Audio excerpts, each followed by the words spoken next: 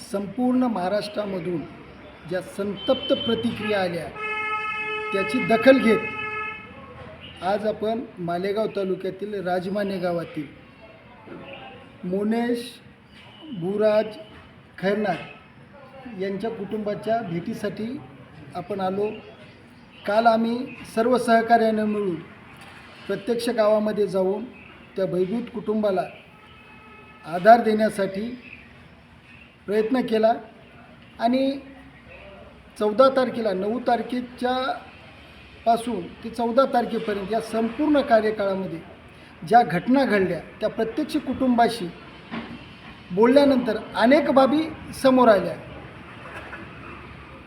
कारण त्या कुटुंबाची मानसिकता ही समजून घेणं महत्त्वाची होती। त्यांच्यावर अन्याय झालेला होता आणि यासाठी ज्यावेळेस त्यांच्या आईशी चर्चा केली त्यावेळेस मोनेशबद्दलच्या अनेक बाबी चांगल्या समोर आल्या की मोनेश हा अतिशय महत्त्वाकांक्षी, काम करणारा, प्रामाणिक कष्ट करणारा, अतिशय उमदा आणि मजबूत तरुण होता।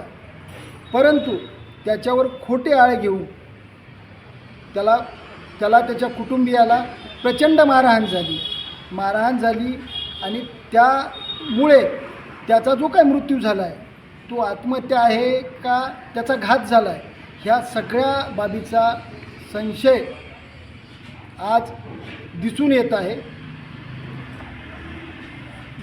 संपूर्ण गावामध्ये केवळ 2-4 घरच हे आमच्या सुतार समाजाचे आहेत। आमचा समाज अल्पसंख्याक आहे आणि तो बिचारा रोज मजुरी करून करतो आणि या संपूर्ण प्रकरणामध्ये त्या कुटुंबावर त्या गावामध्ये जी प्रकारची दहशत होती या दहशतीच्या विरुद्ध मालेगाव तालुक्यातील आणि बाजूच्या धुळे, नांदगाव या भागातील आम्ही सर्व समाज बांधव उपस्थित राहून त्या कुटुंबाच्या मागे आधार केला आणि या कुटुंबाला न्याय मिळेपर्यंत समाज म्हणून आम्ही सोबत आहोत।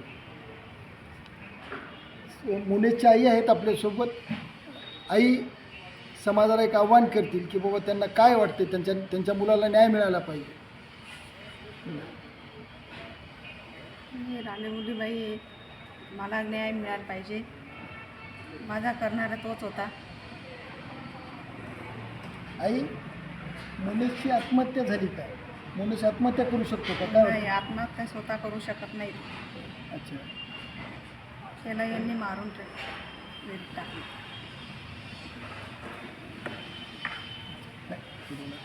मोनेशची बहीण आहे आपल्यासोबत।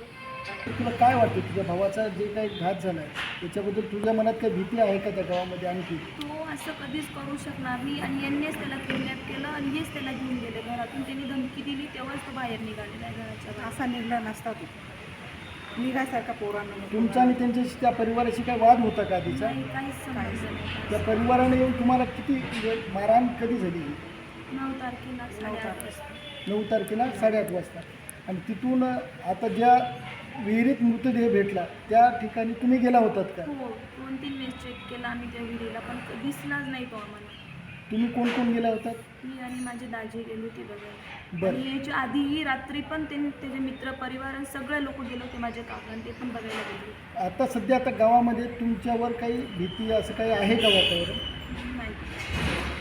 बरं. या प्रकरणामध्ये तुम्हाला तुमच्या भावाला का आपण संशयास्पद मृत्यू झाला याच्यामध्ये आपल्याला तो न्याय आपण मिळवून देऊ।